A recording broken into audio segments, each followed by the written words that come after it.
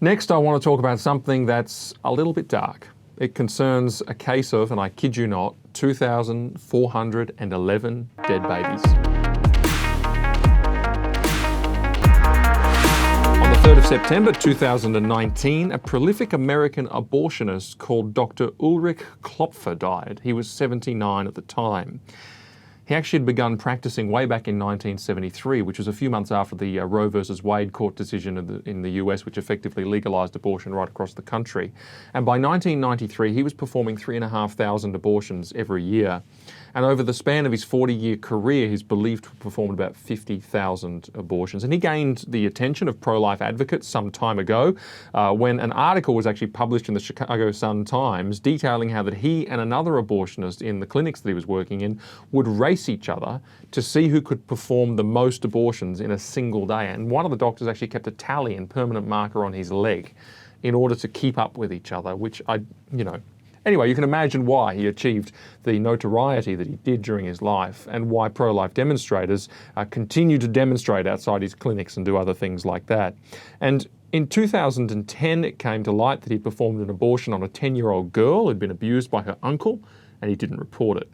In 2013, he faced criminal charges for failing to report the statutory rape of a 13-year-old under similar circumstances. But these were the tip of the iceberg. He faced malpractice charges due to a patient requiring emergency treatments for incomplete, or many patients requiring emergency treatments for incomplete abortions, thousands of consumer complaints against his practice, dozens of serious violations in his clinics, and ultimately his medical license was suspended in 2016. And now these are all the things that were just known about. You can be reasonably sure that when there's lots of this coming to the surface and being seen, there's more under the surface. But the worst was yet to come. I mentioned that number 2,411. That is the number of dead babies that were found in his home after he died. His family discovered that he had hoarded 2,411 fetuses in sealed plastic bags stacked in boxes in his garage. Now, on the 13th of February, a funeral service, which was attended by 200 people, was held at the South Lawn Cemetery in South Bend, Indiana, for those children. They were all given names by pro-life advocates, and they were given a dignified burial. And there were some really nice speeches. If you want to see that funeral service, you can look it up. I think the Susan B. Anthony List Facebook page will have it on there. It's a bit unusual, but that's the group. And there is a live stream of that, which is still available, or it was live at the time. Why do I tell you this dreadful story? I mean, it's great what the pro-life advocates did, but to see this sort of thing is just, ugh. It's gross. It's awful. I tell this story because it hasn't been reported in many places. It hasn't been reported in many places because it's too confronting. It hurts the abortion narrative. It's the latest in a series of cases which demonstrate that something is attracting wicked and demented individuals to be abortionists and into the abortion industry. And that's true. I mean, the worst such case was that of Dr. Kermit Gosnell, who was found guilty of 237 crimes in May 2013, and he received 3 life sentences. And he's a guy, Gosnell, who regularly delivered live babies and murdered them by sticking scissors into their necks. Stories of babies who are alive outside the womb for up to 20 minutes before being murdered, a baby born in a toilet before being grabbed and killed with scissors. 4 of his former employees, not just him, but 4 of his former employees also pleaded guilty to murder in the course of those trials. His story is an abominable one, and of course they found all sorts of preserved fetuses in jars and all this kind of stuff in relation to his practice. But also there's the recent story of the undercover investigation by a guy called David Daleiden for the Center for Medical Progress. And if you want to find more out about that, I've covered that case twice in the past. So search David Daleiden in YouTube, in our YouTube channel, and you'll find that coverage. But long story short, David Daleiden, through some heroic undercover journalism work, exposed the widespread normalized trade in body parts of aborted babies. Hearts harvested while still beating and sold to biotech companies. Whole heads, whole bodies, specimens that can only be obtained through delivering live babies and then killing them. And all this going on in relation to America's largest and most prolific abortion company provider, Planned Parenthood. This is widespread. This is normal. There was a trial of David Daleiden, who, by the way, was taken to court by the California Attorney General, can you believe, and has actually been convicted of offences for doing this undercover journalism. Not the abortionists who are involved in all these atrocities, who are trading in actual human organs, live, beating hearts and baby body parts and fetuses. Not them. No, the person who exposed it. This is mainstream over there. Now, there are people who say, well, it's the same here. Don't have evidence of that. But hey, this industry attracts this kind of stuff. What does it all mean? Do you know the abortion issue comes down to one question, and it comes down to one question only. Is abortion the taking of a life? Or is it quite meaningless? Is it just some kind of inconsequential medical procedure that's only reasonably invasive and not that important? Or is it actually the taking of a life? Because if it is the taking of a life, and remember, a heart beats at 4 weeks. Remember that unborn children respond to touch and to feeling and all the rest of it. Remember that there's all sorts of things going on here. It's separate DNA. It's got its own genetic blueprint. If it is taking of a life, then it is evil. If it is, then any excuse that someone might employ to justify an abortion becomes invalid, because the only proper answer is, when it's death, when it's killing, the only proper answer is there must be a better way. Surely there is a better way. If a child is going to be disabled, so do we kill disabled children? Surely there must be a better way. The mother might have been raped, so do we kill an innocent third party of a terrible crime?